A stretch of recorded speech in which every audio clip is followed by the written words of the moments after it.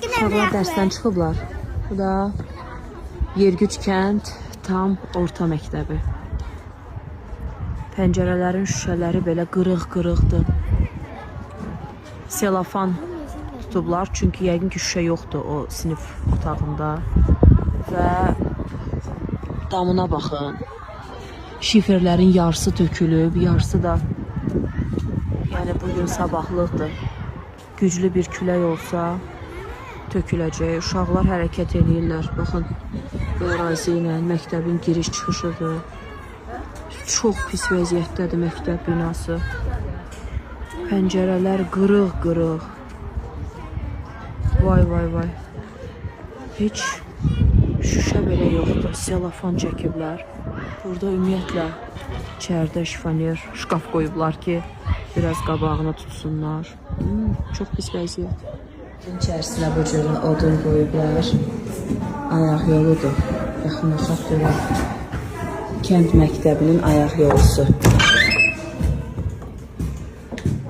Yergüc kənd tam orta məktəbinin ayaq yolusu. Baxın, uşaqlar.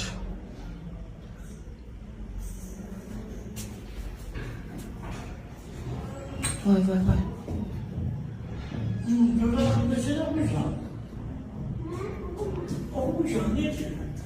Ayaq yoludur bu.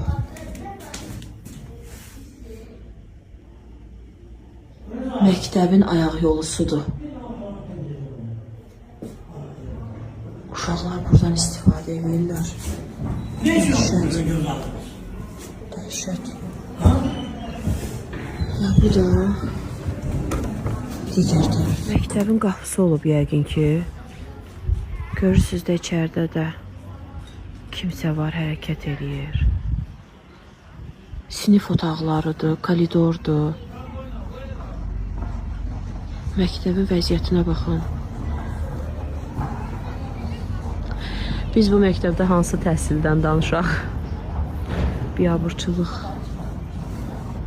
Yəni, əsaslı təmirə ehtiyacı var binanın. Hətta sökülüb yenidən tikilməyə belə. Çox pis vəziyyət, çox. Sinif otağının pəncərələrinə baxın.